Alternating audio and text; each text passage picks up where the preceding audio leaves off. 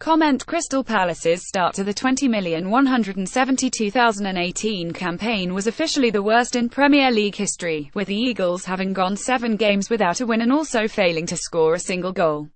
Frank de Boer lost his job after just 4 games, and new boss Roy Hodgson could not make any immediate impact either. However, it all changed last weekend when the Eagles got the unlikeliest of wins against reigning champions Chelsea, and it came courtesy of none other than the returning Wilfried Zaha.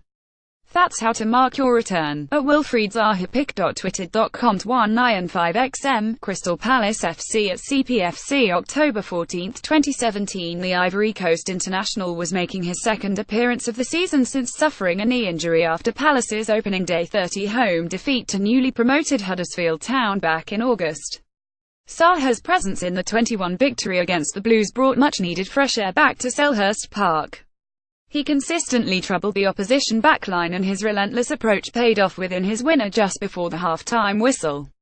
After receiving a pass from Mamadou Sakho, the 24-year-old jinked past a disappointing Cesar Azpilicueta, who had given Palace the lead by putting the ball into his own net before cooling slotting the ball past Thibaut Courtois. Aside registering 2 shots on target, Zaha contributed 2 tackles and was diligent with his defensive work, covering up the tracks for Hodgson's men, who are still to keep a clean sheet this term. While his absence would have hurt the 2016 FA Cup runners-up, it was never expected they would struggle the way they did when one considers the quality and experience in the squad. With players like Christian Benteke, Yohan Cabaye, Ruben Loftus-Cheek, Andros Townsend, Jeffrey Schlupp and Bakary Sakho, the East Londoners should still have been strong enough to pick up some decent results as they managed the transition under de Boer. Buzzing to be back, great team performance, delighted to get on the scoresheet. Thanks for the support, God is great. CPFC pic.twitter.com/8palpoob. Wilfried Zaha at Wilfried Zaha October 14, 2017. The inability of Palace to cope without Zaha, however, strongly emphasises how incomplete the team is when he is absent. Zaha's dribbling and pace has made him a nightmare for defences. This is why Sir Alex Ferguson forked out £15 million for his signature in 2013 when Palace were still in the Championship. It's unfortunate he never found his way at Old Trafford, but he's now primed to get back to his best at Palace. Palace 31 to win at St. James Park. Zaha featured 35 times for the Eagles last term and scored 7 goals, making 9 assists.